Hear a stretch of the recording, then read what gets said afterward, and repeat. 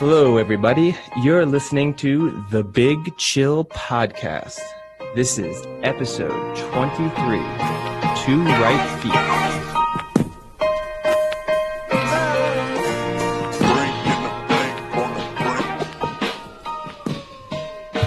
Welcome, everybody, to the Big Chill Podcast.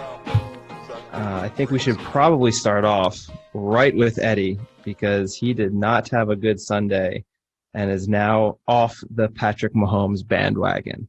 So let's let him get it out right off the bat so we don't have to listen to his bitching and complaining anymore. Eddie, how's it going? I'm not going to say I'm off the Mahomes bandwagon, right? It's not a permanent thing, but definitely his MVP bid is over for me. I do not want to hear again this year that he is an MVP candidate. I love one game. That's it. It's not one game, though. To me, we've talked about it throughout the season. They've always done just enough to win, basically, so far this season, with maybe the Ravens game being the exception, which is kind of the surprising thing. But I almost feel like that's more of an indictment of their team because it kind of just shows that they're in cruise control. So then to lose yesterday to a very mediocre Raiders team, and really he was the reason they lost. He did not play that well. Come on. He is not the reason they lost. They gave up 40 points, Eddie. You can't put that on a quarterback when the defense puts up 40. But I mean, it's the Chiefs' defense. It's the Chiefs' defense. They're not some. But the Chiefs' defense has been pretty good. What do you mean they locked down Lamar Jackson? Well, maybe that's not saying a lot. I don't know. I'm just gonna say he should put it. Okay, I'll retract that. He wasn't the reason they lost. That being said, he could have been the reason they won. He was outperformed by Derek Carr significantly. Let's put it that way. Yeah, he was outperformed by Derek Carr significantly. That's like comparing Sam Darnold to David Carr. That would be significant, but he was outperformed. Carr played well. And then throw in also some of the other quarterback performances. I mean, notably, I guess Wilson, right? So Wilson now is in prime position for the MVP race. Yeah. Because he's the opposite, right? They are never in cruise control. Their defense continues to be awful, and he gets to dig them out of a hole time and time again. So he's getting the perfect MVP sort of season. And Mahomes, on the other hand, just looks like he's enjoying that $500 million check for now, and he might start focusing when the playoffs roll around. Such a harsh criticism. I love it. Oh, man. But in case you were wondering who Eddie had in that game, you should have your answer from listening to that. And Sam, how are you doing? On vacation? Yeah, down in the deepest, darkest parts of the UK, down in Cornwall. I'm in a village at the moment that has absolutely no signposts of how to get to it. It's not on the map. It's kind of creepy, actually. But I've got a bit of internet, so I'm kind of in the corner of. So even this remote village in England is technologically more advanced than my apartment in Paris. The way it works in Cornwall is they just strap Wi-Fi to the nearest cow, and it just so happens that there's seemingly some sort of animal near my house at the moment. So I'm doing pretty well compared to a major metropolis like Paris. Yeah. One day. I have to say the biggest shock for me yesterday with the football wasn't in the NFL, but it was me finishing season 3 of Friday Night Lights as I make my way going through season by season. I've never finished season 3. I kind of stopped around season 2, season 3 because it started to get pretty ridiculous. But spoiler alert, the Panthers do not win the state championship and coach loses his job. That's a rough few months. How long did it take you to get over it? About 10 minutes, but who do you think had a rougher Sunday, you or Dak Prescott? Probably me, because at least Dak Prescott is still counting his money. That's true. And at this rate, now what they said is he's probably going to get franchise tagged again next year, which is somewhere in the range of $27 million or something like that. So I think he'll be okay. I think he'll be fine. It was just cramps, right? Yeah. Yeah, he can walk I, it off. That the has to Tony be. Romo. We give Romo a lot of credit for his calls. Oh, What he's like, hopefully it's just cramp. It's like I don't think it's cramp. His foot's facing the wrong direction. well, no, that's what was so funny about it is you first saw the injury and you saw him down, and he goes, oh man, Dak's down. This could be bad. You gotta hope it's maybe just like cramps or something. And then they go to the front view of him on the ground, like kind of holding his leg, and everyone who sees it can see his foot's like the wrong way, and he instantly is like, oh. No, that's not cramps. That's not good. That does not look good. I mean, It's a good thing news Romo's trained as a doctor to see well, that.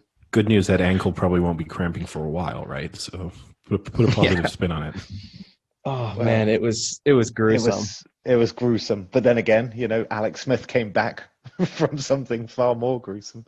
So Yeah, yeah, Well, literally. that's the concern, right? That's full circle, isn't it? The thing we have to acknowledge, right, is that this is maybe the worst instance of the Duca curse so far on the podcast because Yeah. Frank's bet of the week was Dak Prescott over 300 yards. And instead, his ankle made it into 3 different pieces. His ankle went 300 yards. I had the right player for the player prop, but I had the wrong prop. If I'd only taken Exactly. out for the year. Frank, you do now have to start thinking about the Duca curse a bit more carefully because you're starting to like ruin people's lives. Whereas before it was just like, oh, I'll lose a bit of money here. Oh, that's annoying. This team's now out of form. But now you're actually ruining Oh, no, lives. Sam, don't downplay it. A few horses have lost their lives over the course of the Duca curse. Okay. Now he's hurting humans. Yeah.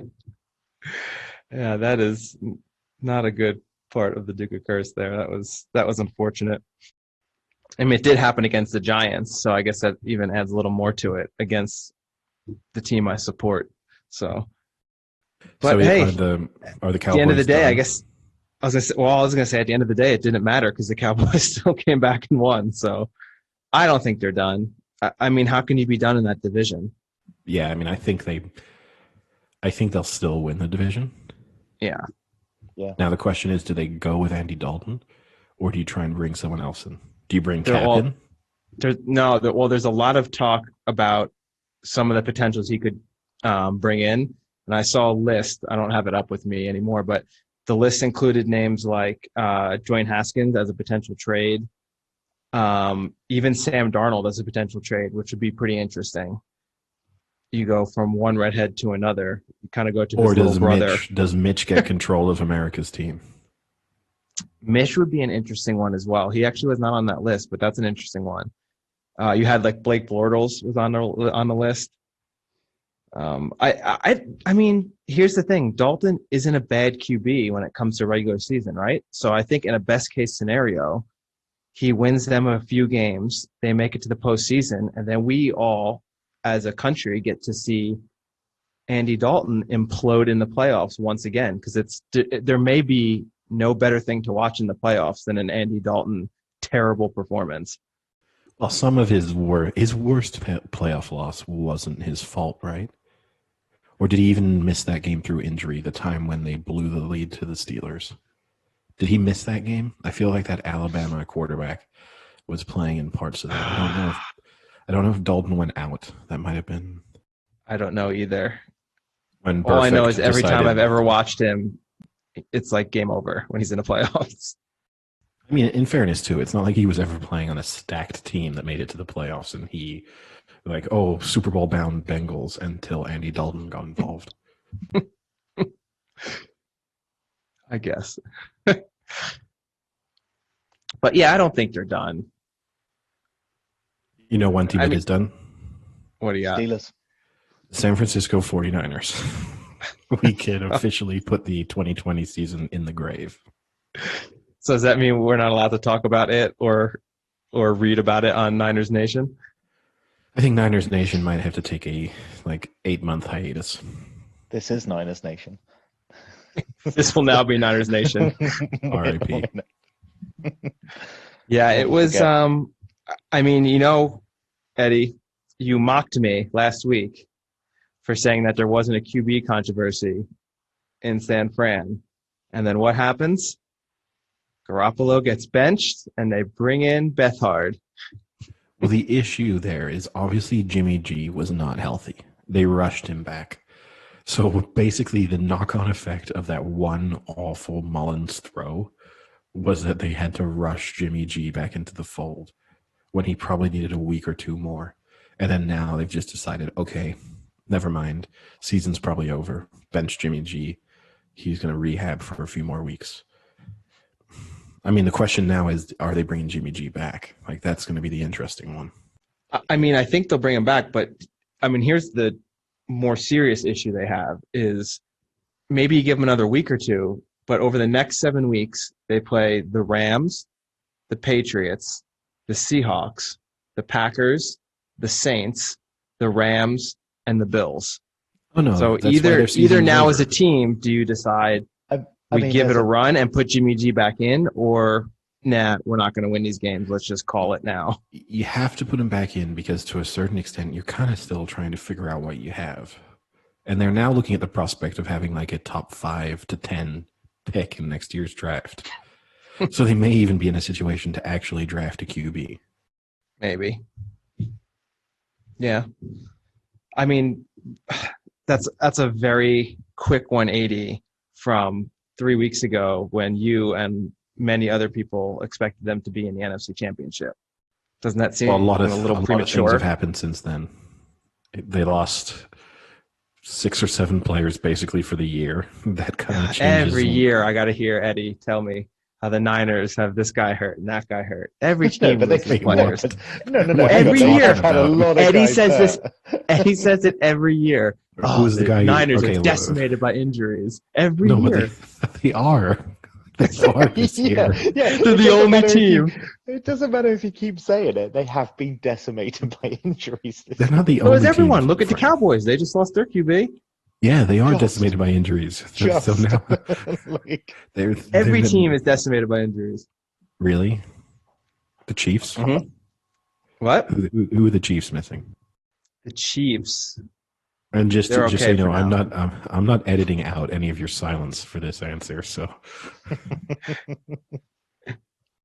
Chiefs are okay for now.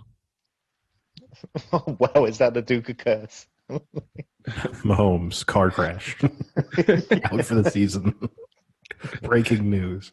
And I knock on wood, right? I don't wish harm on Mahomes.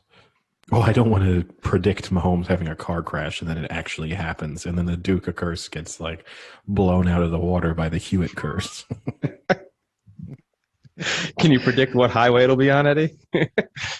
If I could name a highway in Kansas City, I could try. 41, I-41. Yeah, I mean, I don't think they're done necessarily yet. Give it 3 weeks, and then we'll know. They're done because of how strong their division is, and that's going to be the issue for them. You know, the Rams and the Seahawks are going to win 11 games, 12 games. So that's why they're done. You have an extra playoff spot. And in a way, right, I would almost shift to the tank mode. I think the tank mode might be the move. But we've probably dedicated already enough time to the San Francisco 49ers because they are officially off the board in terms of Super Bowl / even playoff contenders. So we don't need to spend any more time on them. We can move on to a team who Frank has previously dismissed as not being a playoff team, who most certainly look like one, and that is the Cleveland Browns. Yeah, good win over the Colts. They look good. They look really good. I wouldn't say really good. They look good. The issue I still have with them is I still don't know if I can trust Baker Mayfield. He makes some nice plays, but he's still making some pretty bonehead. Like both those interceptions were terrible. You know, the thing is, Baker Mayfield doesn't want you to trust him, Frank.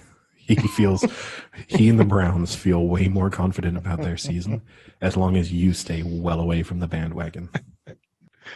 That's fine, but I think they can make the playoffs.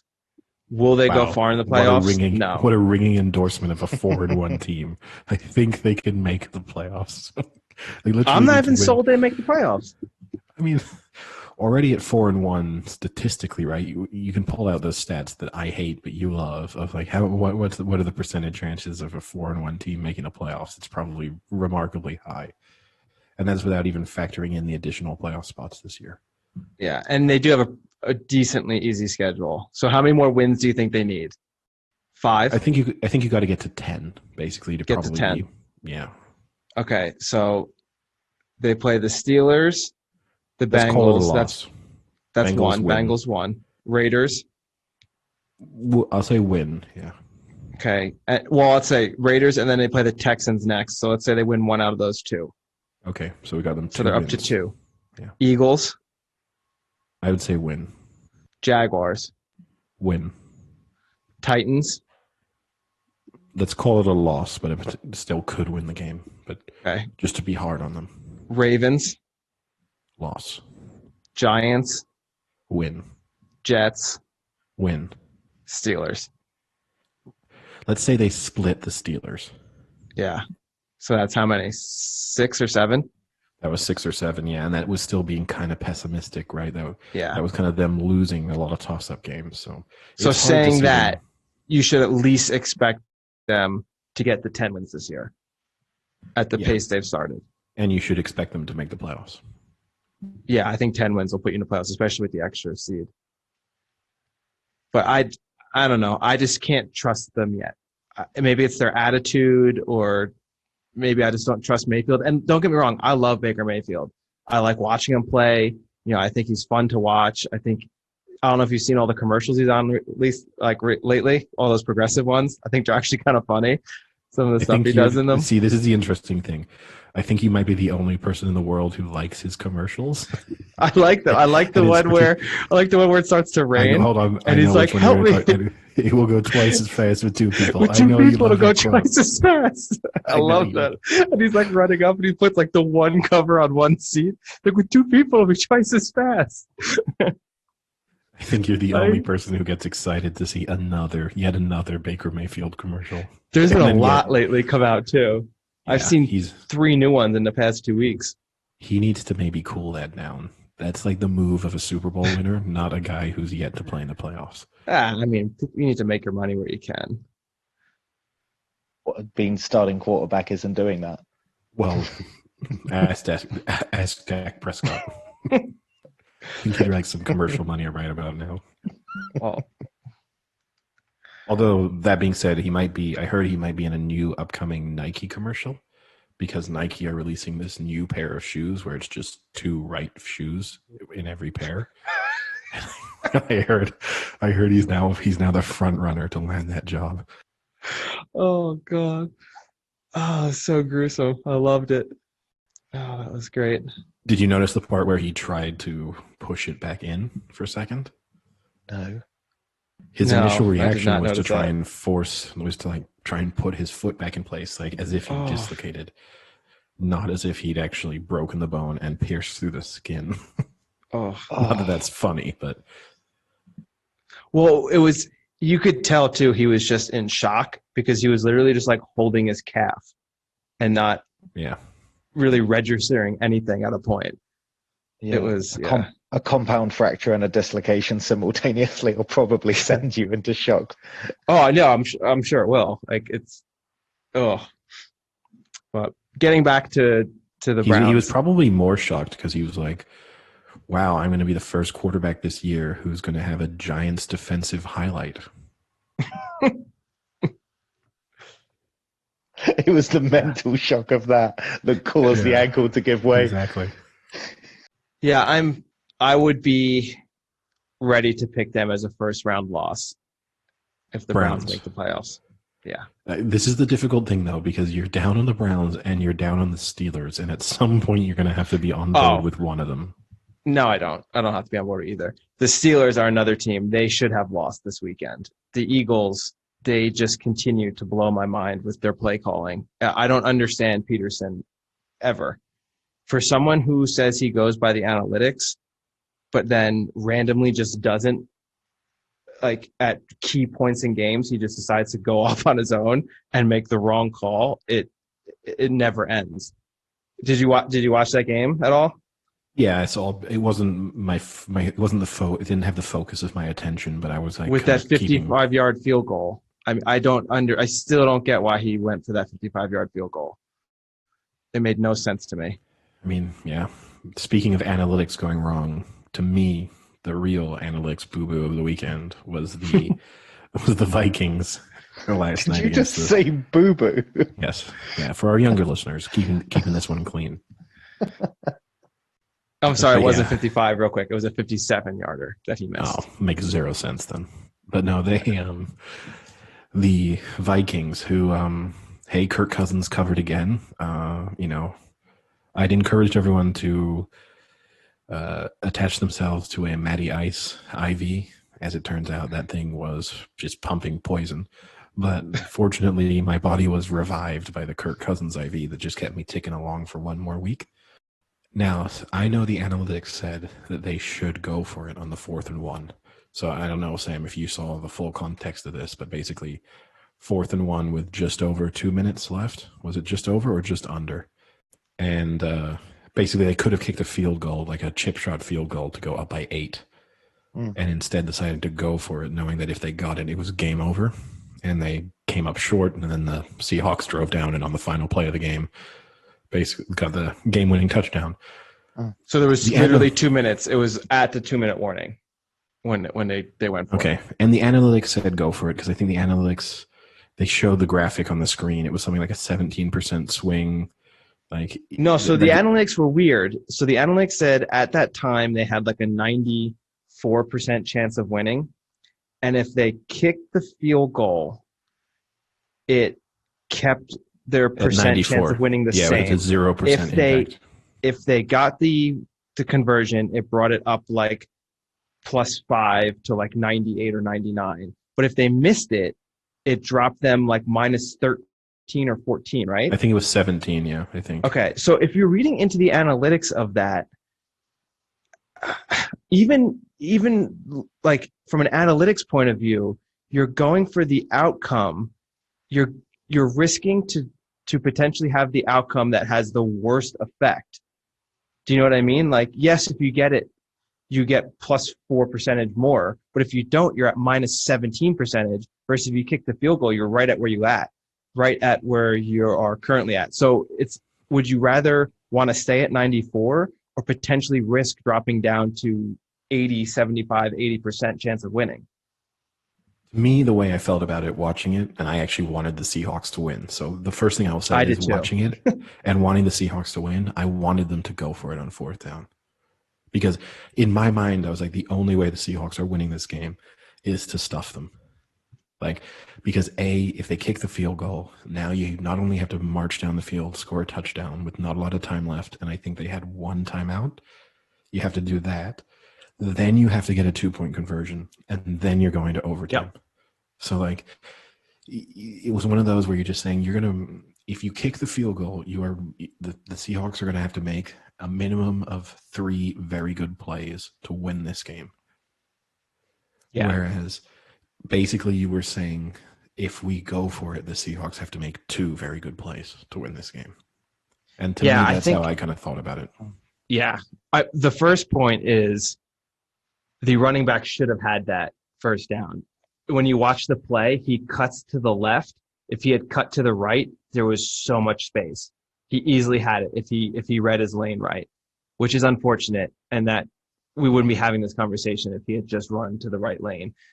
Yeah. The second point is I agree with you. I'm heavy into analytics. I think being a scientist, that's ingrained in my head. Just whatever the statistics say, I would do that. But thinking about this one, I completely agree with you. If they'd kicked the field goal to go up 7, then I don't like that. No, I'm saying if it were to go up 7, I don't like kicking the field goal because then, as you say, if they score a touchdown, yes, you're still tied and you can go to overtime, but all they need to do is score a touchdown. If you kick the field goal to go to 8, not only do they have to score a touchdown, which is going to take good plays to do, then you have to score a 2-point conversion. which in the NFL, as we've seen, apparently is not as easy to do as you think it would be to score from 2 yards They away. failed on a 2-point conversion, right? Like the Seahawks scored their touchdown, went for 2 to try and go up 3. Yeah. And then failed. Yep. Now, okay. Yeah, and failed. Maybe if that had been a game time Hindsight, 2-point conversion, yeah. maybe they called a different play, or there's like a different level of who knows? It's not the same outcome, but still fundamentally they kind of got to see what would have happened and they would have won. Yeah. And that for me is I think the difference, because the way the NFL is right now, I don't understand. I mean, that's something we talk about a lot too, is how are teams not scoring more often on 2-point conversions, but they don't. So having to add that factor in where not only do they have to score, but then they pretty much have like a 50-50 chance to get the 2-point conversion, you can still win with that, So not even just, I would have kicked the field goal, I think. Yep. Yeah, 100%. I would have punted and tried to corner kick it. And to me, I actually think that's the way sometimes coaches need to frame their decision making. Isn't even the analytics or whatever. It's like, what do the people on the opposite sideline not want us to do? And having said all of that, though, Eddie, they were on the 6-yard line. Oh no, they should have. You let a team go 94 yards down the field to score a touchdown. That's pretty bad. But this year with the Seahawks, you would have said, which team would you almost have been the most scared about doing that in the NFL this year? And it's the Seahawks. Yeah. So it's not like they let the Jets go 94 yards. They let a team that has been putting together fourth quarter drives go 94 yards. Yeah. And I have to say, the Seahawks basically scored 2 touchdowns because they also they had the drop on the second down before they eventually got the 4th down touchdown. Yeah. Like that was an awful drop, which the storyline then would have been like totally different had they then not eventually got the winning touchdown. Yeah. I have to say now, watching a few Seahawks games again this year, along with last year, DK Metcalf is a beast. He is. I hope he can keep this up, and stay healthy, because he's a fun receiver to watch. He's so strong, and he's got great hands. I mean, I didn't think his hands were that good, and he's a game changer. Every time I watch the Seahawks and they seem to be down or in need of big plays, he's always right there, and it's impressive. Okay, serious question then, based on what you said about how good he is and how good his hands are, and I guess this is for both of you. What's more impressive, Metcalf's hands or Joe Burrow's mouth?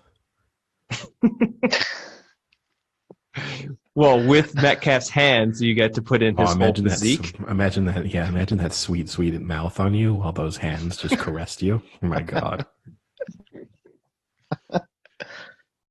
Is DK Metcalf this generation's Terrell Owens? It might be a little bit early to start putting him in. I mean, they're very category. similar, right? Like crazy physique and athletic ability. Are they both total assholes? I don't know if I know. I don't know. I don't know if Metcalf's an asshole. I haven't heard enough of him. We'll have to see. If Metcalf's doing sit-ups in his driveway in 2 years, then the answer is yes. Any other big takeaways from yesterday's games? I mean, the Ravens got the job done. Atlanta lost again, and they're now coachless. Yeah, I did we joked a couple weeks ago, right? Where I said that he should have been fired before he went to sleep that night. And they obviously they've been listening to the podcast and decided they were going to follow that advice a couple weeks later. Yeah. The Texans have started their playoff run, as I said. 1-4 now. Here they come. Yeah, I mean, marching back into it. No. Yeah, no. No. Yeah, we went through it. I mean, they have a pretty brutal schedule coming up anyway. So obviously this week's weird too, right? Because you had some bye week teams. We lost the Patriots game, which was supposed to be played as we're speaking, but then was totally postponed. There's still the Monday night game to come tonight, and the now Tuesday night game with the Bills and the Titans. So it's a kind of weird Sunday to look back on in many ways. Actually, I got to go on for you, Eddie. AFC North right now looking pretty stacked. Who's the better 4-1 team, the Ravens or the Browns? I mean, I'm definitely going to give the vote to the Ravens just because they've proven themselves way more than the Browns have. That being said, who do I think has the highest upside out of those two? I think it might be the Browns. Like the very best version of this Browns team might be better than the very best version of this Ravens team. But when the playoffs come around, I think I'm obviously going to have more confidence in this Ravens team. Not only because this unit itself has kind of proven itself before, but also you have a coaching staff there that's proven themselves. I'll tell you what, just looking at the AFC, we just went through how the Browns should make the playoffs. It's not going to be easy. So there's only 3 wildcard teams, right? I'm not messing that up. Yeah. 3? Okay. So right now, if you're looking at wildcard teams, you have the Patriots at 2-2. You have Maybe. the Ravens at 4-1. Yeah. Let me go through them and then Okay. Ravens at 4-1, Browns at 4-1, Colts at 3-2, Raiders at 3-2. So out of those, you have to have 3 of the teams. I mean, I think the Ravens and the Browns are definitely making it. I think the Raiders are definitely not making it. Yeah. The people I'd be worried about, like if I'm the Patriots, I'm a little bit concerned. Well, the Raiders, though, I mean, they're going to play the Chargers and the Broncos, so those are wins. Whereas the Browns have to play the Ravens and the Steelers still. Yeah, fair if you're point. looking I at still think they're within division wins. Yeah. I think the interesting thing is coming into this year, most people would have said the NFC was definitely the stronger. And I think that's probably flipped now, and you would say that the AFC is the stronger. Yeah, I mean, you could say the NFC is already kind of carved out who's making the playoffs almost. Well, I guess that's not true, but I mean, there's a couple divisions. Like tonight's a big game in a way to see if the Saints are going to put themselves back in a position to win that division. And speaking of the Saints, right, Michael Thomas is suspended for tonight's game. Yeah, I did see that. For punching a teammate in practice. Probably deserved it. Well, I did see in 3 different spots when the breaking news came out, and I saw 3 different websites that I read, not Niners Nation, but each one of them speculated that he was being suspended because he's injured his hand in the punch. And so rather than say he was out with an injury, they've suspended him. Wow. Because it is true. He probably did the stupid NFL football player thing. Oh, he punched a guy with a helmet on. Yep, the dumbest thing in the planet. No, they've acknowledged that. He punched a player. He punched a cornerback with a helmet on. I don't understand that. Why? It's not like the helmet's invisible. Yeah, like how would you get to the point where you do that and think, oh, this is going to land. I'm going to really do some damage here. Even if you're Mike Tyson, you are only going to hurt yourself. What's the goal? To give him CTE? Like, is it a long-term? Is it a long-term punishment? I'm gonna rattle your brain, and in 10 years, it's gonna be really inconvenient. 20 years from now, you're gonna get my wrath. Yeah, when you forget where your keys are, you're gonna know it's because of me. You'll remember the punch, but you won't remember where your keys are. Exactly. Oh, where are my keys? Fucking Frank.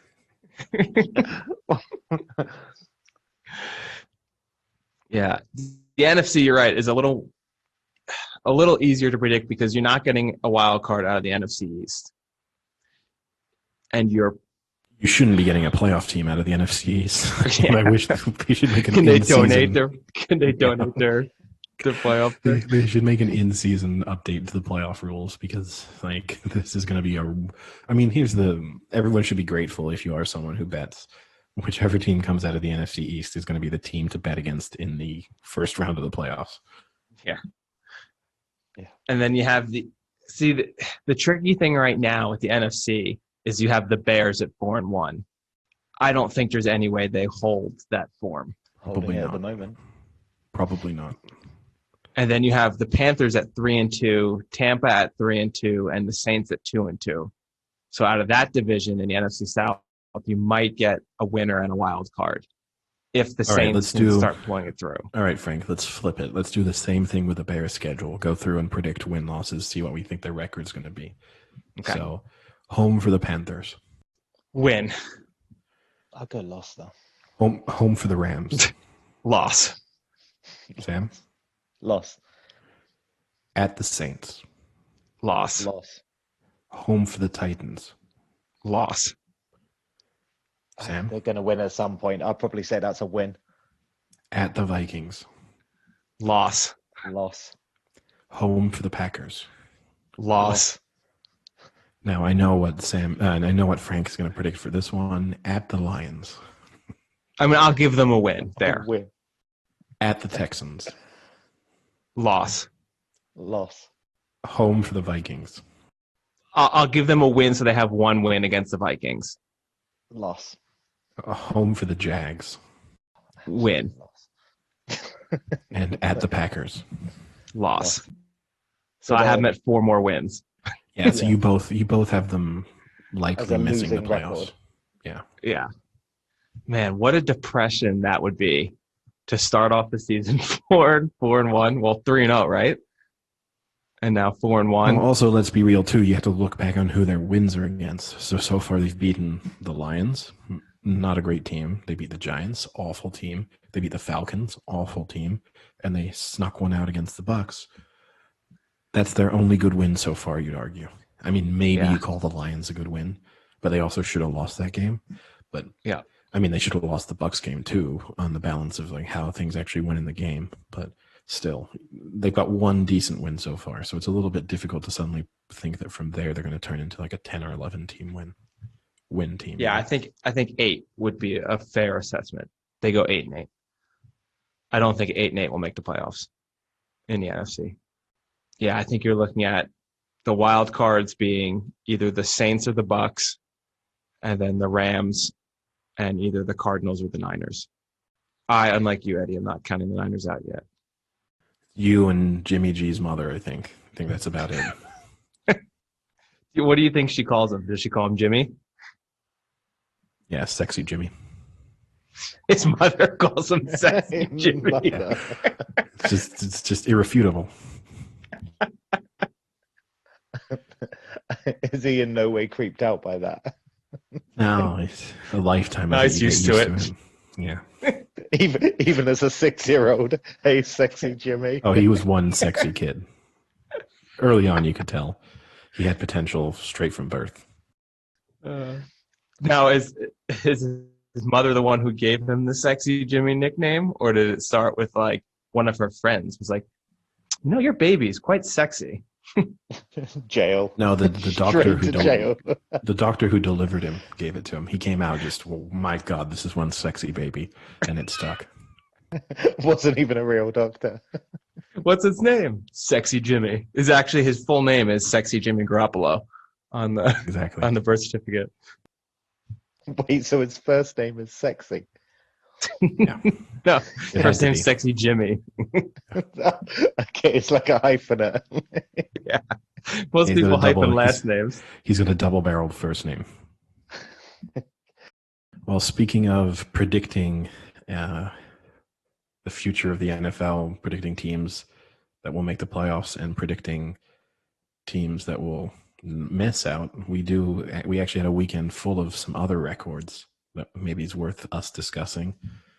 So 2 fairly major sporting records were tied this weekend. You had Lewis Hamilton, who tied Michael Schumacher's Grand Prix wins, so his 92nd win this weekend. And you had Rafael Nadal, who tied Roger Federer with total number of Grand Slams won. He moved to 20 after winning his 13th French Open title. So we ran a little poll on our social media this after it happened on Sunday. Asked people which did they think was the more impressive record. And surprisingly enough for me, more people went for Nadal.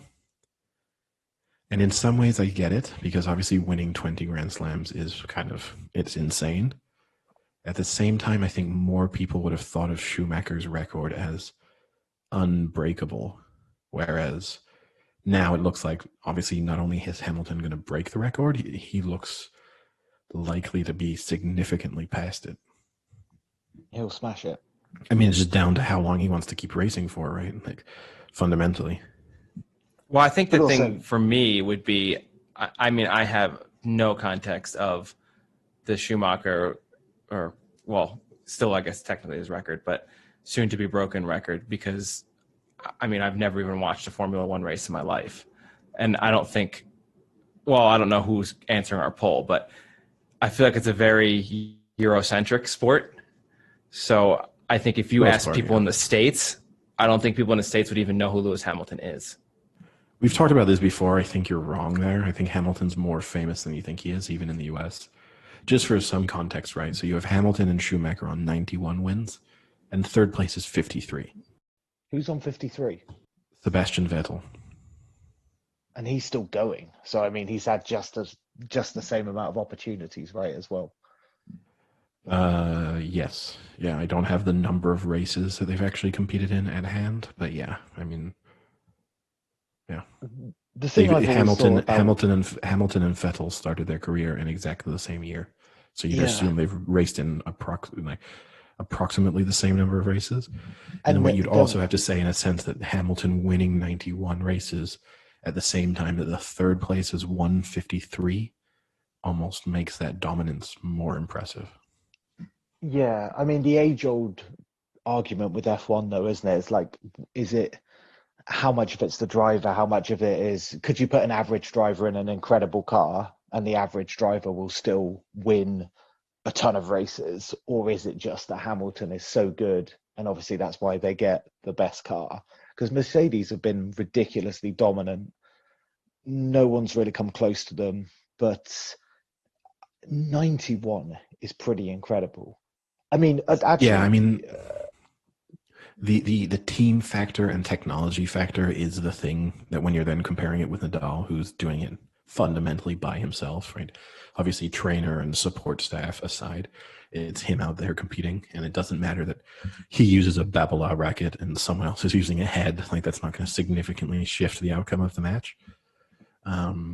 So I guess that you're right in that context. The fact that Hamilton, to borrow one from Jake, right? If we put Hamilton in a sewing machine with four wheels, he's not winning any Grand Prix. but he'll look fantastic doing it. Yeah, the noise would be great. No, I kind of agree with Sam on that point, and I guess that's an argument for a lot of racing like sports where how much of a sport is it? You know, obviously they're doing something to control the outcome, but it's a lot different than, you know, someone getting in a car and driving the best car to a victory is a lot different than someone, you know, playing tennis against another person, and not as much is out of their control, I guess. You know, like when you're playing tennis, everything is in your control. Like you're saying, the rackets are the same, the balls are the same, the courts are the same. You know, it's not like you have a major advantage with certain equipment or something like that. Yeah, and we talked about it too, right? Coming into this Roland Garros when we were kind of previewing it. This, in a way, is probably Nadal's most impressive win because all of the conditions were working against him. So in the sense, the kick he could get off his forehand was basically gone, at least the kind of remarkable level of kick, because of the colder weather and damper weather and because of the new balls. So in many ways, this was maybe the most impressive of the 13 victories that he's had. Also, I mean, he didn't drop a set. He's only I believe the 10th. It's only the 10th time in men's open era tennis that a male tennis player has won a Grand Slam without losing a set. That to me is the insane part. Well, the remarkable thing about that stat is Nadal's done it 4 times. So out of that 10, 4 of them are Nadal at the French Open. He then also improved his record at the French Open yesterday to 100 wins and 2 defeats. Yeah. And he is who were the 2? He's lost to Djokovic once before. God, wasn't it like a really surprising? I think he lost to Robin. I think he lost to Soderling. I think in the year Federer won it. I think Soderling knocked him out. The thing also, He's never lost in the semifinals or the final. So I think after yesterday, his record improved to, I think, 26-0 in the semifinals or finals of the French Open.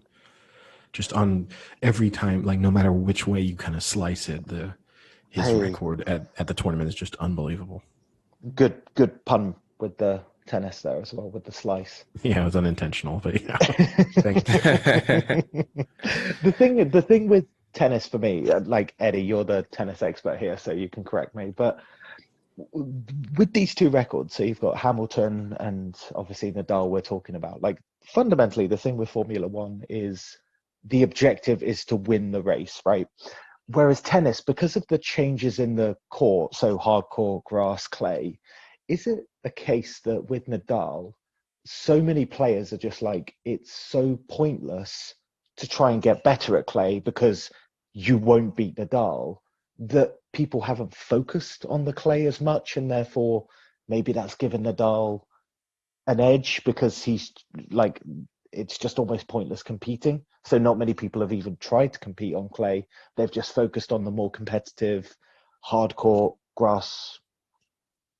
Just an opinion, I guess. But I just think if you know someone is so good at it, you could focus somewhere else. You focus your attention on training for hardcore and grass court. Sure. I mean, two things there, right? So clay is technically the most popular surface in world tennis in terms of what people grow up playing on. So most people will grow up playing on at least some element of clay.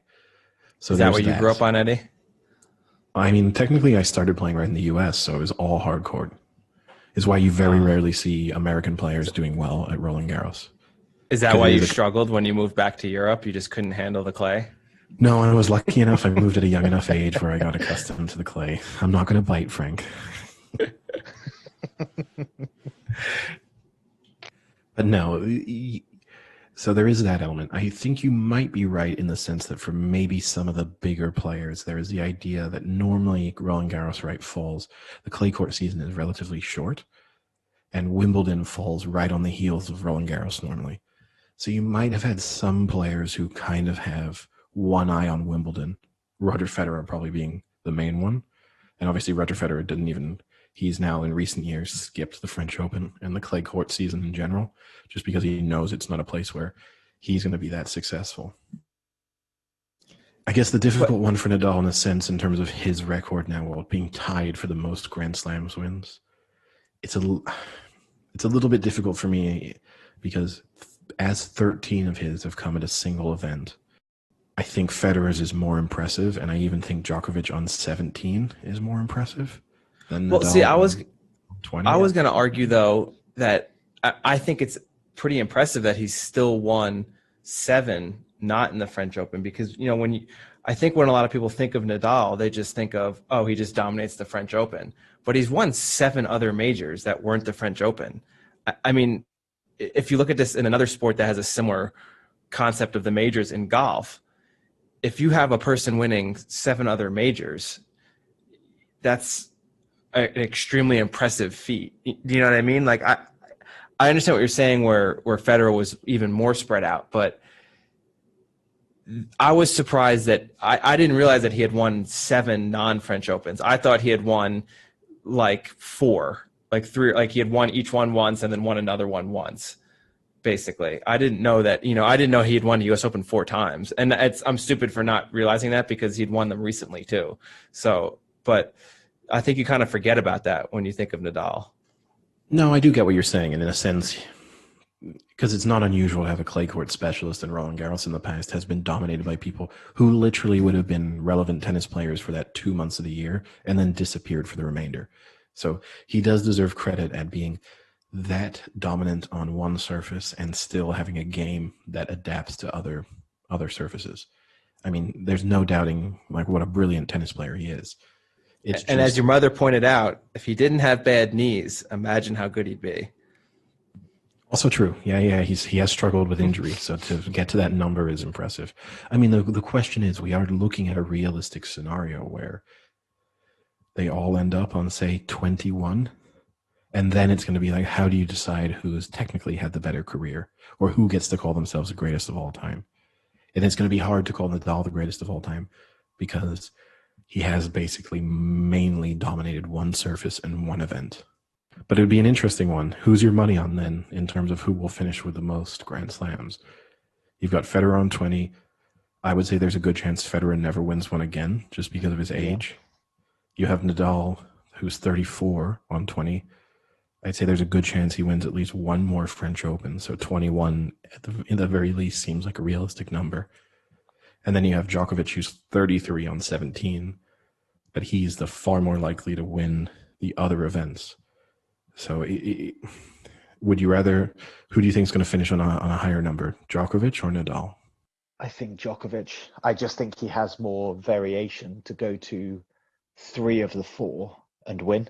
And I just think there's more opportunity for him. Whereas I'm not giving Nadal any other win except 1 or maybe 2 more Roland Garroses. But I go Djokovic. It's just a shame with Federer because I feel like he should be the one, like kind of the all-time great of sorts, because there's so much variation in how he's won it, but also he's won it during a really competitive time of tennis. And I think when I look back, if I look back, obviously we've been so lucky that we've gone through this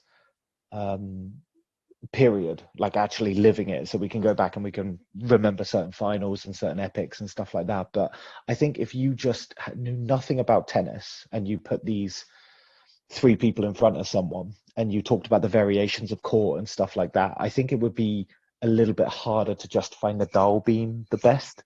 So I think it's a bit unfortunate that Federer won't win again and he's not going to hold that kind of like all-time most wins. But going back to your question, I think Djokovic. I think I'd probably fairly confidently say Djokovic will win more than 21, 22, which is where I think Nadal will finish. What's he at again, Eddie? 17? 17, yeah. So he needs 4 more to take the record as it stands. Yeah, I can see that. Yeah, and he'll knock any ball girl out of the way if he has to. Yeah, he'll destroy anyone in his path to get that title. I get what you're saying there, Sam. I guess the interesting thing, right, is their era of tennis will undoubtedly go down as the greatest era ever in terms of when they were all fundamentally in their prime simultaneously, and you also had Andy Murray and Stan Wawrinka, players who in another era would have won significantly more tournaments, plus a handful of other, like good to very good players. That being said, even though they have managed to extend the playing career, in the past you would have retired at 30, if not occasionally younger. Like playing tennis well into your 30s was not a done thing. So the fact that you still have Roger Federer competing at 39 years old and you have Nadal at 34 and Djokovic at 33, that would have been unimaginable, 15, 20 years ago. They have been a little bit lucky that the next generation, or even arguably the 2 generations that have followed them, have not been that great. So yeah, they took a while, didn't they?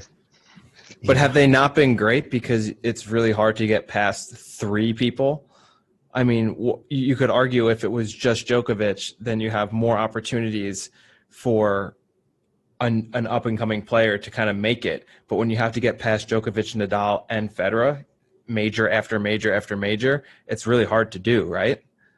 Yeah, for sure. You'd feel a little bit like the deck was stacked against you a little bit.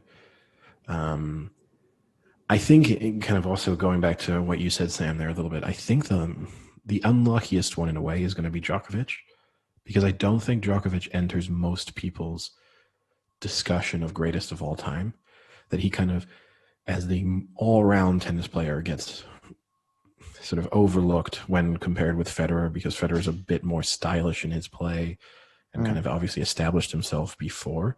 And then you have Nadal, who would have the claim of being the singularly most dominant player in any specific scenario, right? Like you now, if you had to have one bet in the world to sort of save your life, I'd want to bet on Rafael Nadal winning a clay court match. Like there's just nothing else I'd rather have. I like that thought of just like, if you had to have one single bet and if he loses, you die. What is the bet you want? No, I mean, like, in serious, like someone comes to you, puts a gun to your head and says, like, look, you've got one bet this weekend. Who's that? Win it, you're losing. Win it, Eddie's you're bookies. leaving. This is how much money he owes. Yeah, they chase me hard. Fortunately, I chose Rafael Nadal, and I'm still alive.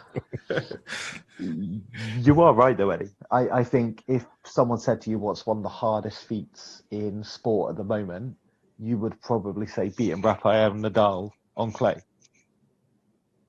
I Yeah, would I say think so. if you look in tennis, right, it's either beating Rafael Nadal on clay or having Smacking Serena women in the Williams. throat with Djokovic. No, just having Serena Williams not throw a meltdown mid-match. It's one of those two things. I thought you were going to say More arm of a wrestler. tantrum. Eddie, could you beat Serena Williams in an arm wrestling match? Oh, no way. No way? No way. No. Do you think you'd lose quickly, or do you think you would be somewhat competitive though? Or do you think you're just like folding? Maybe even she's so good that she somehow like dislocates your arm. Just rips it off. Yeah. So you don't think you're competitive at all? No, I mean, in all seriousness, I would back myself. Now, it would come down to the fundamental issue here time and time again, which is I'm left-handed. So am I arm wrestling her left-handed or right-handed? Because she's right-handed. If it's right hand v right hand, I'm probably saying she's the favorite. If it's left hand v left hand, then yeah, I'm winning. Last time I saw Eddie arm wrestle someone, it didn't end well for the other person in the long run. What, are they dead or? They lost some fingers. What? What a great way to segue that without the in between part. We'll just leave it that way. That's how happened? terrifying I am. And no, just they arm wrestled me and they lost some fingers. Let's just leave it that way. They What did you arm do, wrestled Eddie. What did you do? Bite them off? Or I just squeezed the blood out of his hand. oh my god! They are now missing several fingers. Yep. Right. Eddie, Frank, speaking. what about you? Oh, I'm also arm wrestling? Yeah. I'm also lefty, so I have that problem when people always want to arm wrestle me, which was again a thing in Paris. Every time we went to the bars, people always wanted to arm wrestle Tim and I. I don't know why. It was very annoying. I've never in my life wanted to arm wrestle someone. Like never in my life have I seen someone and been like, so I want to bravado. arm wrestle you. It's so annoying.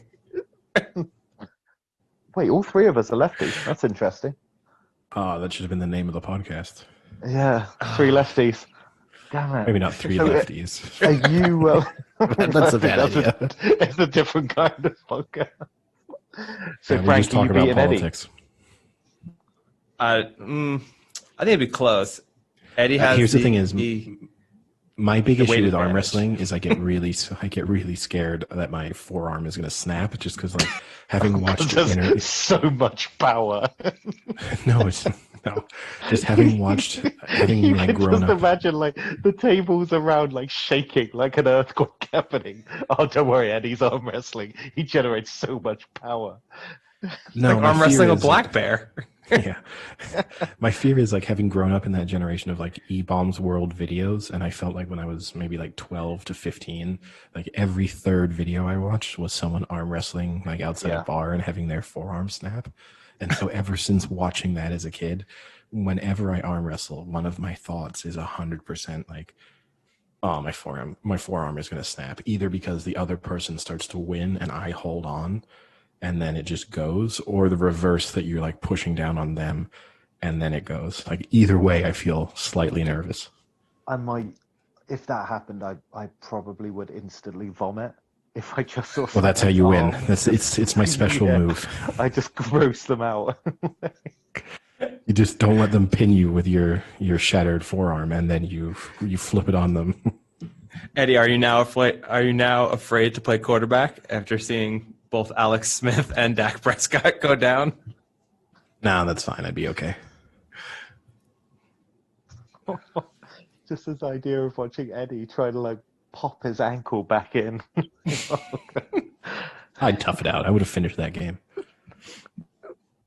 Speaking, Eddie, of gun to your head bets, ESPN does this new thing now, I guess, because it's annoying because people could kind of always bet on sports, but now that it's officially like legal and everyone's trying to get in on it, they do like a weekly update of the biggest bets taken at sports books, which I don't really get because Vegas has always been accepting sports bets. So, but now they want to highlight it all of a sudden. Is it Floyd Mayweather every week? No. So DraftKings has taken their biggest bet ever, supposedly, on a parlay, their biggest parlay ever, $3 million 3-leg parlay. Okay. Georgia to win the SEC East, Alabama to win the SEC West, and the Packers to win the NFC North. If successful, this bet would pay out $8.6 million off of a $3 million bet. So 5.6 profit. I mean, I like the principle. That is kind of my kind of bet. Obviously, not that I'm betting those sort of figures, but like that is kind of my sort of move. That I don't know enough about some aspects of the college football involved there to know like how confident I would be in Georgia. But at the time, so this is where it gets tricky. Is I don't know if this was bet on Saturday. Oh, on Tuesday. Okay, so that's a pretty bold bet because on Tuesday would have been before this week college football, and this week Florida lost. They were also undefeated with Georgia in the SEC East. So it would have been a pretty bold bet because I think Florida was ranked 5th at the time. So you're risking the fact that Georgia, who's ranked 3rd, is going to outlast the team who's ranked 5th. It's not like Georgia has an easy road at the time to the SEC East. Now they kind of do with Florida having a loss. So, but that's a pretty risky bet now that I think about it. I mean, the Packers. How sad is it going to be when you lose $3 million because of Nick Foles? You think? He's coming. It would scare you a little bit, right? It would scare you just a tiny bit. I mean, if I ever put a bet of $3 million, I think anything would scare me. Well, you have to hope that, in a sense, that nothing would scare you because life is good enough that you're putting a $3 million bet on. So you have to hope in a way that, like, win or lose this bet, whoever this person's life is probably still pretty good, hopefully.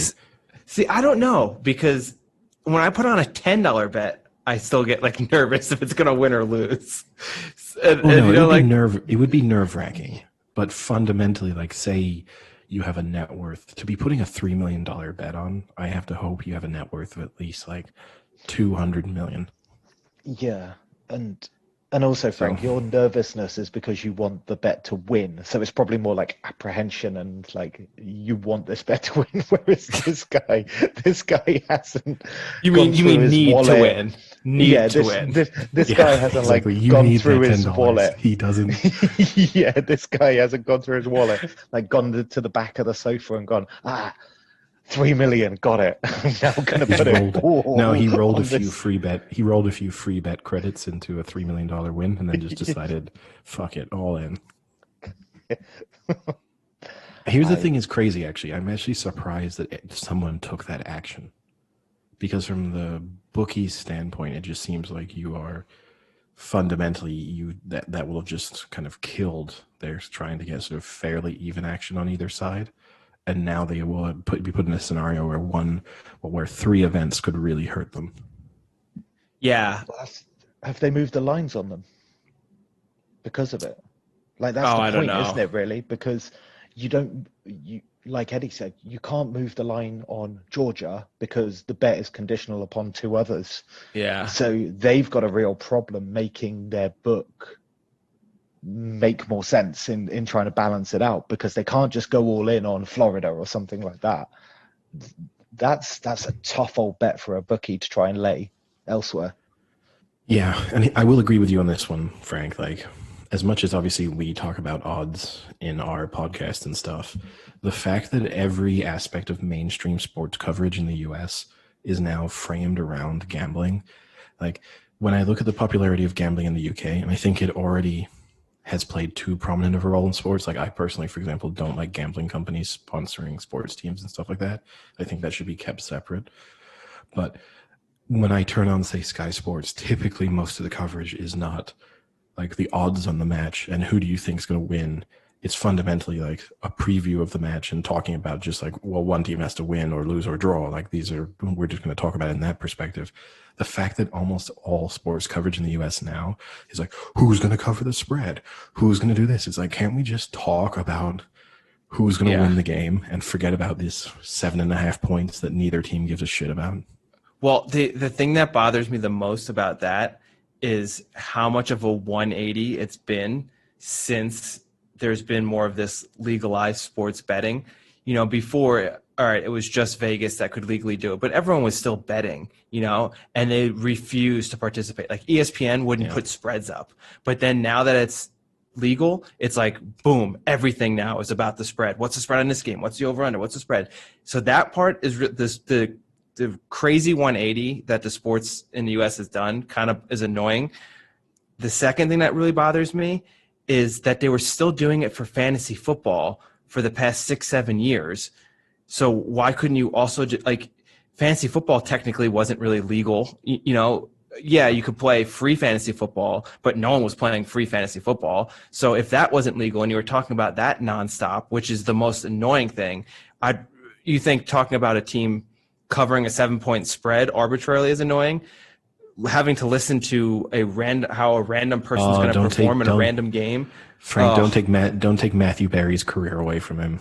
What he does is so important, and year in year out, he's still able to motivate himself. Hey, it got him a cameo in the Avengers, didn't it? Yeah. But it's like, I don't. I mean, that's one of the reasons why I don't even participate in fantasy football. Is I can't stand the nonstop talking about it and the nonstop like cheering for certain players to do things and ignoring the actual game. It takes away so much from the game. Yeah. And I guess so. Speaking of that, we didn't make a pick. Who's your best fantasy pick? We didn't make a pick for the Bills Titans game because when we had our last podcast, there wasn't a line on it. So maybe before we wrap up our NFL coverage, Frank, if you had to take one receiver for the most fantasy points in this game, who is it? Oh, don't make a pick. Don't make a pick, Frank. That person's career is going to be over. I know. I'm not going to say it because the person I will pick, I want their team to do well. So, Frank, how about we just pick a team? I know that I know, Sam, you usually do this bit, but Bills at Titans. Bills are 3.5 point favorites. Who are you taking? Bit away. Oh, I'm taking Bills. I think to cover the 3.5 and to cover. I just think for me it hasn't worked out too well with the COVID stuff, but I just think the Titans have been so disrupted, and the Bills just look good. They just look really good. So yeah, absolutely, I'd take the Bills and to cover that spread. Yeah, same for me, Frank.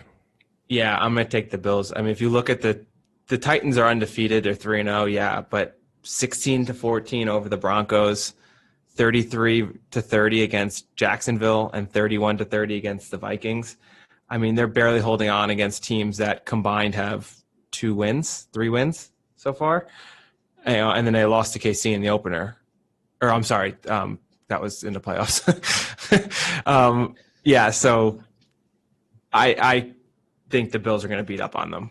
I think the Bills are going to put up 40. All right, interesting. We'll have to keep track of that. Now, Sam, I stole one bit from you, but I am going to redeem myself by giving you a nice bit of Sam the Squid news that you probably are not aware of. So the last round of the MLB playoffs wrapped up on, I think it was Saturday night. The final series concluded. Yep. You and I made exactly the same predictions. Frank disagreed with us on 2 series. And I can say that Sam the Squid did not get a series wrong. Unreal. Really? Sam the Squid, 4 for 4. What were the results? But also, what were the Lovey doesn't even know what he picked, so he's just like, what happened? Look, the idea behind the Squid is that I try to see as little as possible and remember as little as possible, because the last thing I want to do is pick up like any sort of like design or a team I pick and I want to keep going. This is all random from the Squid, and he's just gone 4 and 4. So don't question the logic, Frank. So I'll tell you. So you picked the Rays over the Yankees. That was the tightest series. The Rays won in 5 games, so 3-2. The series went the full distance, and kind of that was the best series in terms of it could have gone either way at almost any moment. You picked the Astros. I mean, so we agreed on all of our picks. You picked the Astros. Frank disagreed and went for the A's, and the A's did not have a very good series and lost 3-1. Yeah, they did not play well. We all picked the Padres. We all picked the Dodgers. Sorry, and the Dodgers beat the Padres 3-0. And we all picked the Braves, and the Braves beat the Marlins 3-0. So in a sense, the 2 series we all agreed on, the 2 teams swept. So I guess there's something there. Yeah, I was disappointed the Yankees didn't pull that out. And so then that brings us on to the next round. And Sam, it has to be said that one of these series has already started, but I know that you do not know any of those games. So this is now a best of 7 series. Who are you taking in the Rays against the Astros? I'm taking the Rays. Okay, Frank? I'll take the Rays because I thought the Yankees were going to win, and I thought they'd make it to the World Series. So if they beat the Yankees, I'll take them to go instead. All right. I mean, I'm also taking the Rays. And who are they playing again? The Astros? The Astros, yeah. Oh, you're off your Astros bandwagon? This is what I didn't think America gets? This is as far as America goes. Oh, wow. And then in the other series, it's Dodgers Braves. Who are you taking? Sam? Dodgers. Yeah, I've already declared the Dodgers as my World Series pick, so I can't abandon. It's a really good team going across sports. Great sports podcast we've got here. Yeah, I think the Dodgers are the favorite for the Stanley Cup. I feel pretty good about that one. Oh, we're talking hockey again? And I think the Astros could win the Triple Crown. But it is worth now saying the Rays are 2-up in the series against the Astros. So we have all right. We've got that one that is halfway towards the World Series. How have they played 2 games already? They played. What was it? They played last night and they played tonight. The game 2 has just finished, basically. Baseball just really wants to get it done and over with. They are flying through these playoffs. Yeah. I would though. I mean, the quicker you do it, the less chance you got of this COVID outbreak stuff. So. Well, their argument is basically you've removed all travel, so there's no reason why they can't play back to back, because the travel is the thing that would have tired them out before, and needed them to have rest days and stuff. So now they can. The thing is, when you are watching it, the one area where that becomes tricky is relief pitchers now are having to pitch multiple days, which is kind of unusual a lot of the time. And obviously, we spoke about Liam Hendricks, the A's naked reliever, in the last podcast. But he was pitching 20 pitches one day and coming in and pitching 35 pitches the next, and he wouldn't have done that at any other point in his career. Baseball doesn't strike me as a tiring sport. For a pitcher, it would be. Just for a pitcher. That and just mental fatigue, I guess you would argue, even as a hitter, just that would be tiring. But yeah, for a pitcher, if you're literally throwing your arm off almost at times, and then you're coming in the next day to try and do it again, wouldn't be the greatest feeling in the world. But speaking about bubbles that have wrapped up, also worth saying that the Lakers won the NBA title yesterday. I also love, for a sports podcast, we buried the NBA championship to the back. It deserved to be buried. It deserved to be buried for 2 reasons. One, because it was so obvious the Lakers were going to win anyway, right? Even when this series started. But then certainly even the last time we recorded, they were 3-1 up. So they were obviously going to win, and we kind of already acknowledged that fact. The second reason why I don't want to give it too much time is because I'm so annoyed by 2 aspects of the Lakers winning. One, which we've kind of talked about in the past, and I know how much you two loved it, but this constant, we did this one for Kobe, we won for him. People keep saying sometimes in the middle of the night, I was wondering, what am I doing in the bubble? What am I doing here? I want to just go home. And then Kobe's voice would come to me and tell me, just keep going. You can win it. I think in reality, if Kobe's voice had been coming to them in the middle of the night when they were stuck in a hotel, no, when he was coming to them in the middle of the night, stuck in a hotel, he was like, you could definitely rape one of the girls that works here. You'd 100% get away with it. Don't worry. Do one for me. I will, Kobe. I will. Exactly. That would be horrible news the next day, wouldn't it? And then the second aspect, I like LeBron James. I think he's a pretty likable guy. We've kind of talked about that on previous episodes. But the fact that he won and his attitude to winning has been, you better respect me now. What are you going to say about me now? It's like, LeBron, like for the last 10 years, people have basically universally acknowledged you as being one of the best 5 players in the history of the game. Most people have you in the top 2. Some people have you number 1. What are you asking for respect?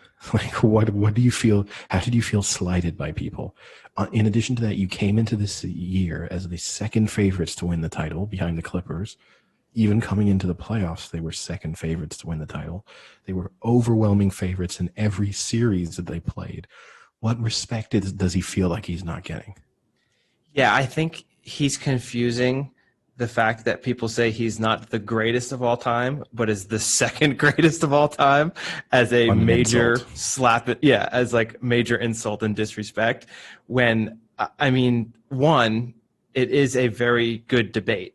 I mean, even LeBron, who was a huge MJ fan, has to acknowledge the fact that MJ is the greatest all time before LeBron. And maybe he's done enough, maybe he hasn't. But for him to be completely blinded by that fact is just, that would be really ignorant on his part. So he has to know, the debate of being the greatest all time is centered around his favorite player of all time, who he knows everything about. But the other thing is is it really disrespectful to be called the second best ever? Is that really disrespectful? I mean, for me, I'll reserve judgment until Space Jam 2. Because then you can compare Michael Jordan and LeBron. Fair point. So that is an absolutely fair point. That's going to be the real game changer. And also for me. If he kills it in the acting scene, greatest ever. There are NBA players who can claim that they get totally left out of the discussion for the greatest ever. Like Bill Russell never really gets discussed as the greatest ever, but he's the greatest, champion ever. All those kind of things. LeBron James is no matter how people sort of frame the debate of greatest ever, he's always there. So it's just so infuriating to me. It is as if Rafael Nadal had won yesterday, and then his speech had been like, okay, are all you going to finally acknowledge it? Are you going to respect me now when I play on clay? Are you going to respect me? Are you going to stop doubting me when I play on clay? Novak Djokovic was favorite coming into this tournament. You're all going to stop doubting me now? It's what a petty little bitch. There's an American arrogance with that, though, I find. That's a very American thing. I don't think you'd see anyone European-wise doing that. It seems to be this American feeling of, I want to be the greatest ever, and they need that acknowledgement. Whereas, can you think of, a footballer, a rugby player, a cricketer, a tennis player, where, they've come out and they're like, aside from the obvious rhetoric of I want to be the best there can be, kind of humbly said, no one's coming out having that kind of individual mentality to it. I think you sometimes, I'm sure because you don't want to be called out from people, I'm sure there are teams that have won in football and rugby or cricket who said, well, look, maybe we've proven the doubters wrong in this instance. The problem is when you don't have doubters, you cannot say that. That's the issue. If the Miami Heat had won and Jimmy Butler had been I hope I shut a few people up and people believe in me now, that's fine. I'm fine with that reaction. But when you're LeBron James and you haven't even retired yet and people are already saying you're at worst the second best player of all time, shut up and just say hey, this was a great achievement. It's never easy to win a title. I should know that. I've been on great teams and lost titles. I haven't won every time I've made the finals. I've lost earlier in the playoffs before in my career. I know how hard this is. This was a great achievement, especially in unique circumstances. But to frame it and I'm fine to be motivated by your doubters. Even say Michael Jordan, right? That was one of those things that became clear in the in the documentary series. Anything that could motivate him in terms of like some guy saying something or someone doubting him, he turned that into the driving force behind what he did. But he still doesn't, like, he wasn't winning title number 6 and being like, none of you thought I was good. None of you thought I was good. It's like, no, Michael, we've all acknowledged that you're very good. Yeah, I agree completely with Sam's point that we have to wait till Space Jam. Yeah, no, that's fine. If he Wow. that will actually be the interesting thing about Space Jam, right? Because now, do you think Is they're it the going to same? make? I think we're going to say the same thing. Are they going to make? Is it like just redoing the same premise, like do they acknowledge that Space Jam 1 happened? Like, is this the Monstars coming back and they're like wanting their revenge? And then equally, if they have acknowledged the existence of 1, It's not a horror. no, but if they're if called the They're Monstars. called the Monstars. No, you said like coming back, wanting revenge kind of thing. Yeah, It's because they like lost. horror plot. I know they lost. Sorry, spoiler alert. But and then second of all, do they give LeBron like the bigger comeback? Or just like look, like, is it like, oh no, Michael was down by like 48 points at halftime. I need to be down by 49 plus, or else people are going to claim he was better. Or does Bugs Bunny go to LeBron in the beginning and was like, "Hey, we tried to get MJ, but he didn't want to do it, so we got the next best player. Are you in?" Oh no, or even a bigger slight. They're like, we were planning on having Kobe, but then things went a little bit wrong there. Things went a little rapey. So we want the next best I Laker. was talking more about the helicopter incident. Is that the name of our show? Like the helicopter incident? That's a good one. Yeah, that's our spin-off podcast. But Ooh. Spin I'm here all week. I know something else that's spun off.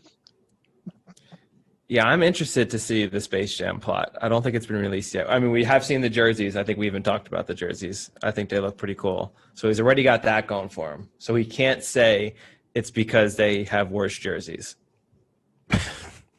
If he was storing that excuse up his non-existent sleeves, I guess. Yeah. Well, how was I supposed to be a better actor? Our jerseys were terrible.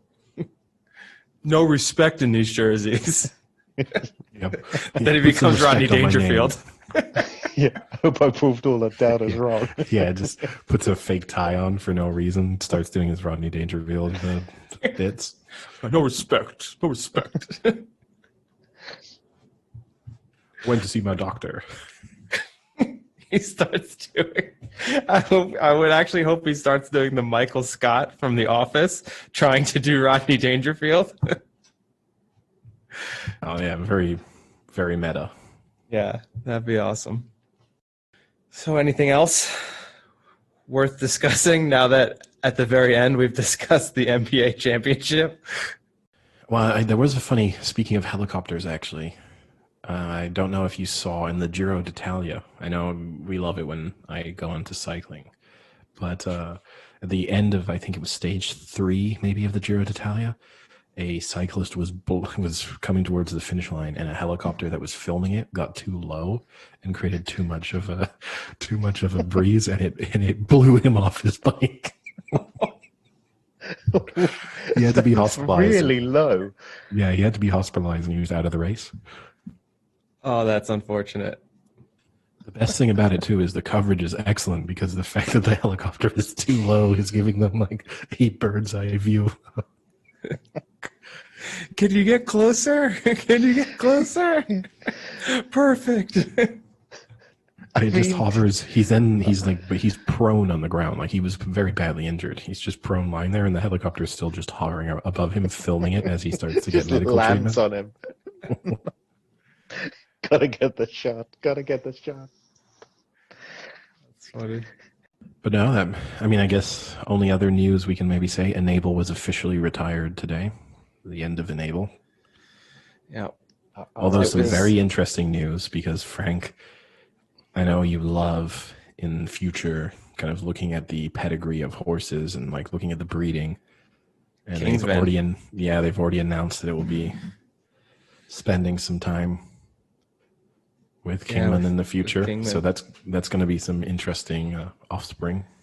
Yeah, that'll be some nice lineage there. Hell of a retirement, isn't it? You're retired and instantly must be bred. Yeah.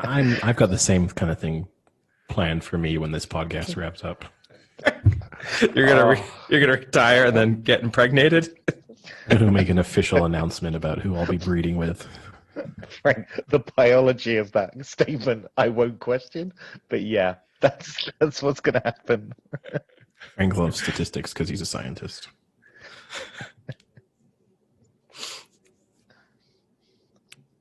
I didn't say I love statistics. I just say I follow statistics. What do you mean? I don't follow? always that love means. them. If I see a bad Follow statistic, 1, it doesn't 2, mean I love 3, it. 4, Yeah, what do you 5, mean, like- 6. I'm following them. But also following implies like this statistic is giving me some good insights at the moment kind of thing. Like, what do you mean by follow? Like in analytics of football, I would follow whatever the statistics say. Like, what's the best move to go for? I would base my decision off of the statistics. So Okay. on that logic, you're You're going just for the tracking them. Steelers. So you're going for the Steelers next week. No. Analytics doesn't give you every answer.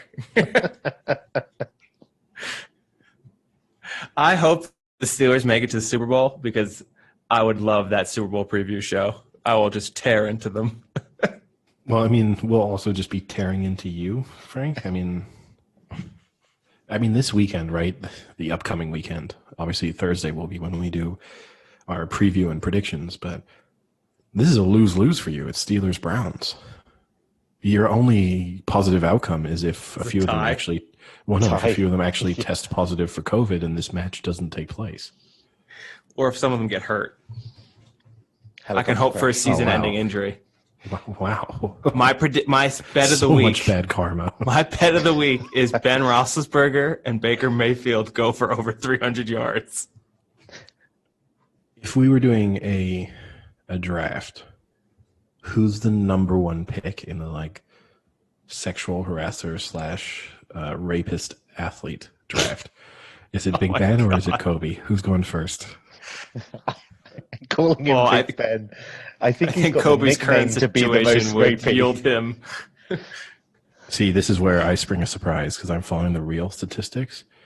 And so Kareem Hunt. No, Kareem Hunt, that's amateur hour, I'm going to take Oscar Pistorius.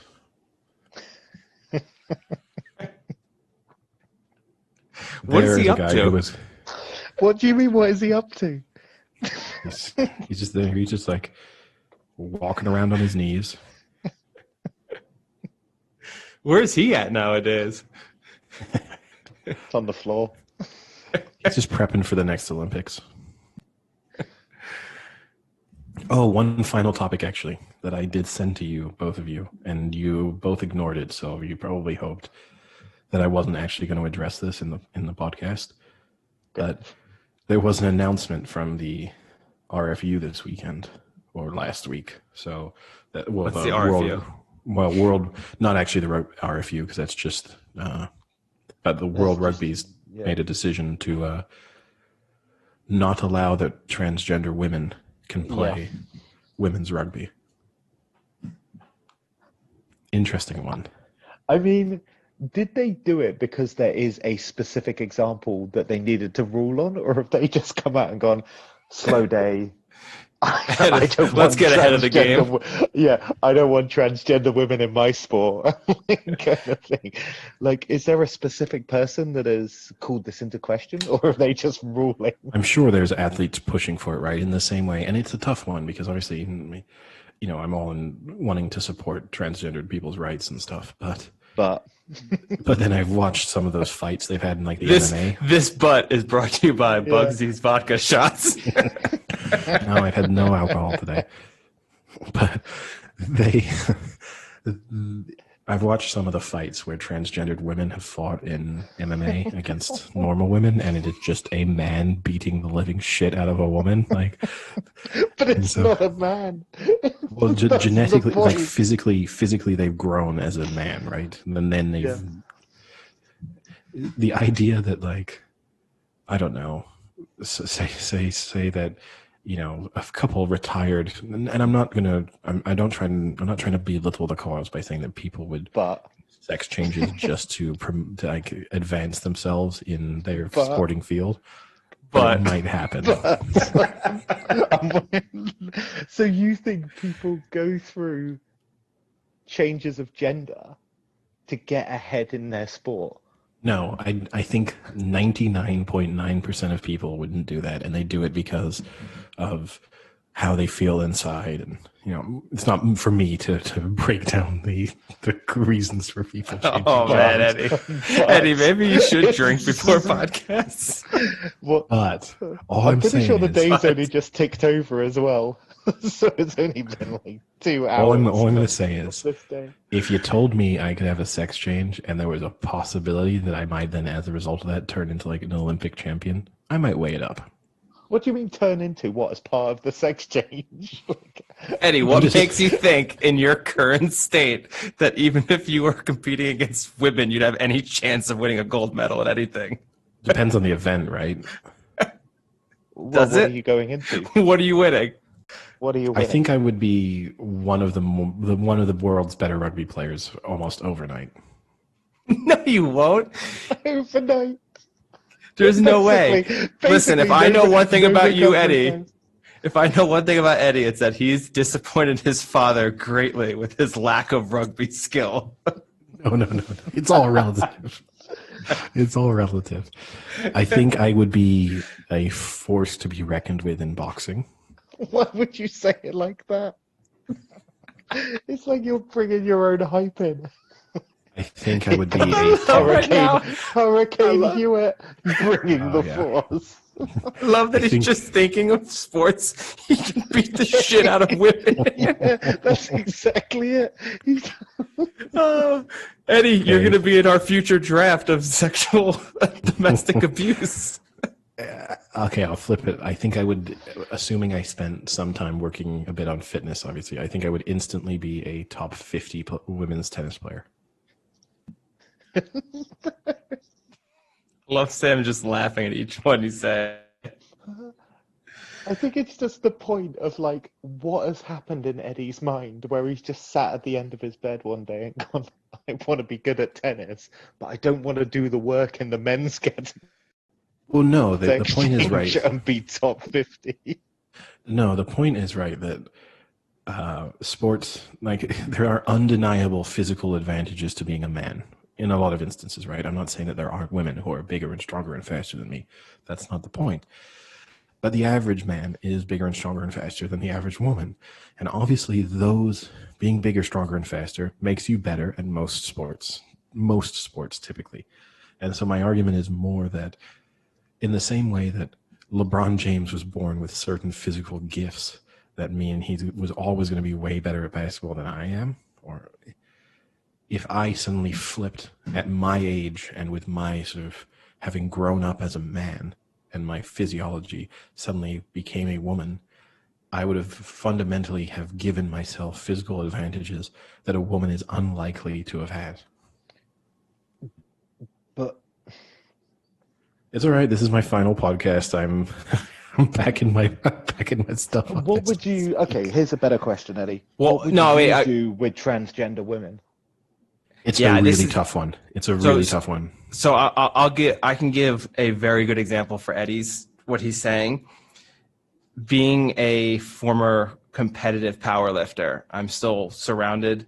I still go to a powerlifting gym. I'm with people who are competing in powerlifting competitions, which literally is just bench, squat, and deadlift. You're doing 3 of the most basic raw lifting movements you can do.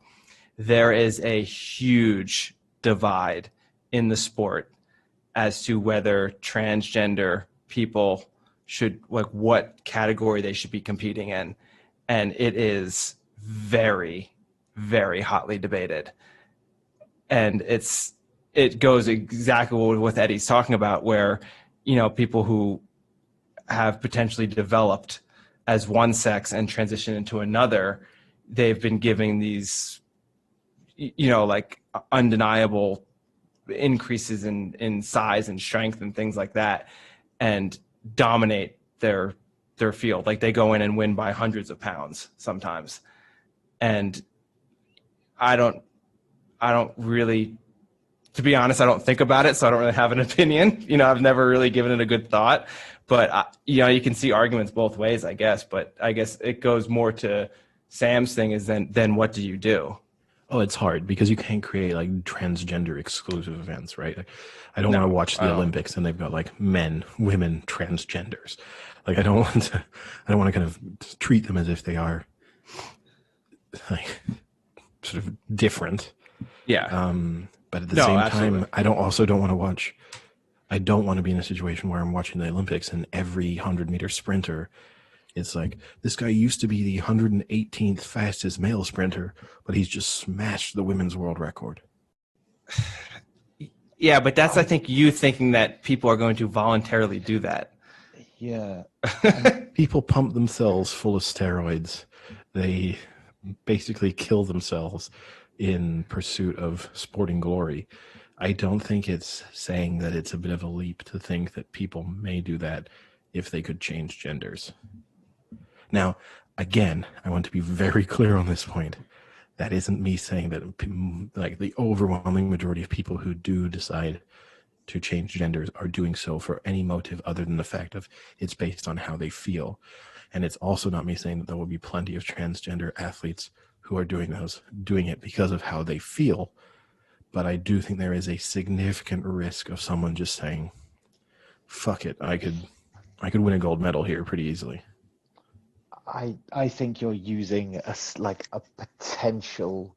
I don't even think the example exists. You're using like a potential. No, because there's the man who is now a woman, obviously, in MMA who fundamentally kind of admitted to this fact that was their motivation. How did they kind of admit? They told me by text message, and I can't reveal it. Okay. Right, they said that in confidence, and I respect the rights of transgender people, and I don't want to out them. Okay, so you just don't want them to play in the sport where they feel they should be sexually in. Look, I want to go back. I want to go back to the 1950s when men were men, women were women, and white people dominated all athletic events because we didn't let black people compete. That's my dream. Is the soundbite that we end the podcast on. Goodbye, guys. Oh, jeez. Right, I checked off the list. I attacked Kobe Bryant. I attacked transgenders. Who's next? You haven't actually attacked gays this podcast. That's true. You consider yourself lucky. Oh, thank you. Is that to the entire gay community? The entire gay community. Consider yourselves lucky. Yeah, exactly. You're next. See you next week. Gay people, you've had it easy enough for long enough, and I'm coming for you on Thursday. Yeah, as a straight white man, it's really humbling to know that you get it.